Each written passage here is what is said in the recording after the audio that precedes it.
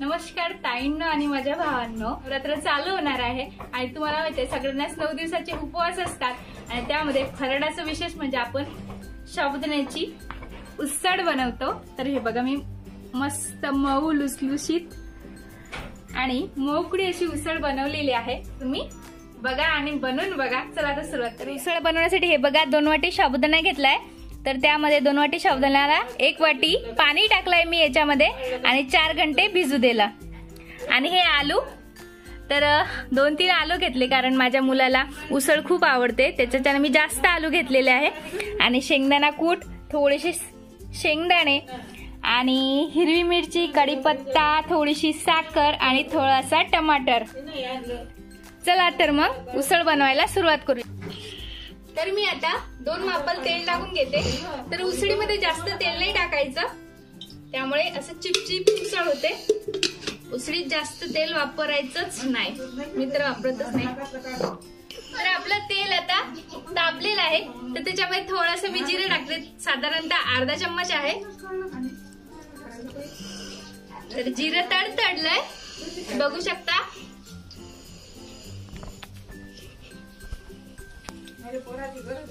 आणि टाकते हिरवी मिरची।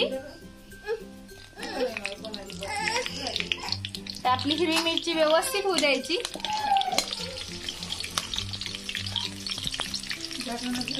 कढीपत्ता, कढीपत्ता सगळ्यात महत्वाचा आहे उसळमध्ये। कढीपत्त्याशिवाय उसळीला चवच नाही आहे, तर कढीपत्ता आवर्जून वापरा।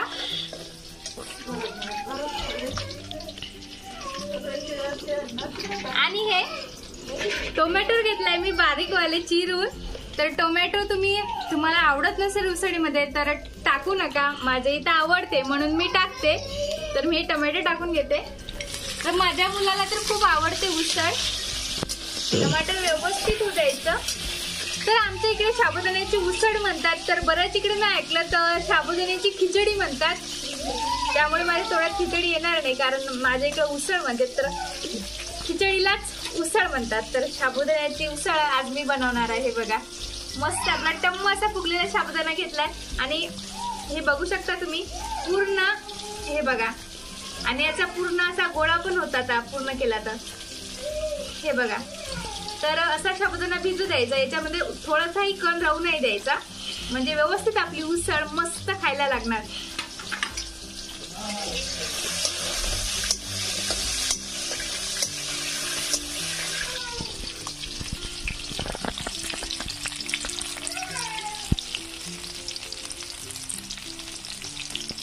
तर हे शेंगदाणे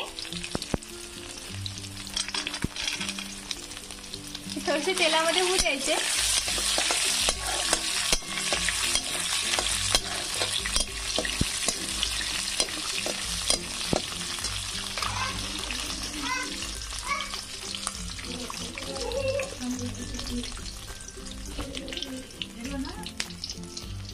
तर हे आलू आता मी याच्यामध्ये टाकून देते।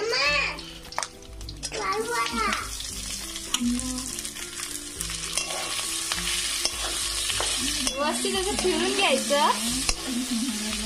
तर आपली मस्तपैकी आता चवदारची उसळ बनणार आहे। तुम्हाला माहित आहे आता नवरात्री येतच आहे, आता 4-5 दिवस टाइम आहे नवरात्रीला। तर अशी उसळ बनवून बघा आणि खास करून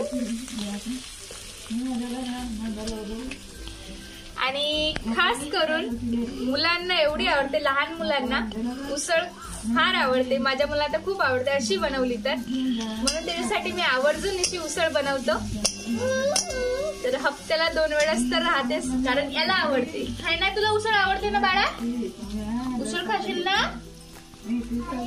हो का? तर त्याने शेंगदाणे खाल्ले आहे। तर हे चवीप्रमाणे मीठ, तर मीठ हे आलू मध्येच टाकायचं, कारण आलूलाही मीठ लागलं पाहिजे। नंतर थोडंसं टाकायचं साबुदाणा टाकल्यावर, साबुदाण्यामध्ये टाकून घेऊया आलू मध्ये।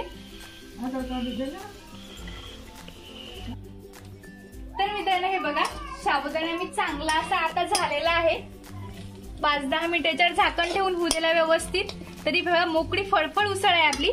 तर याच्यामध्ये थोडीशी साखर, तुम्हाला आवडत नसेल तर तुम्ही टाकू नका, माझ्या इथं आवडते म्हणून टाकते आणि माझ्या मुलाला खूप आवडते म्हणून मी टाकते साखर।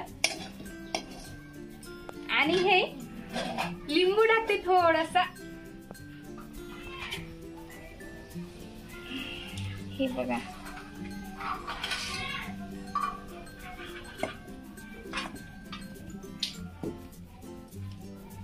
आपला साबुदाणा तव्याचे. आता शेंगदाण्याचा कूट हा बारीक केलेला.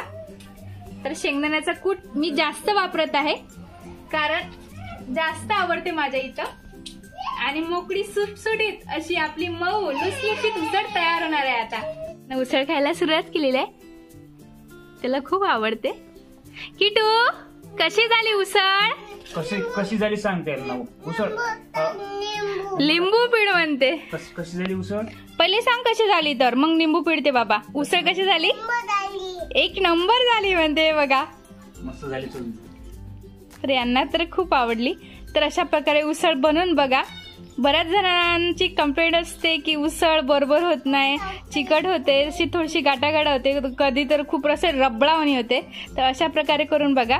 उसळ मऊ आणि लुसलुशीत आणि सगळ्यांना आवडणारी, लहान मुलांना तर खूपच आवडते. चला तर भेटूया अशाच प्रकारच्या नवनवीन रेसिपींच्या व्हिडिओमध्ये. धन्यवाद.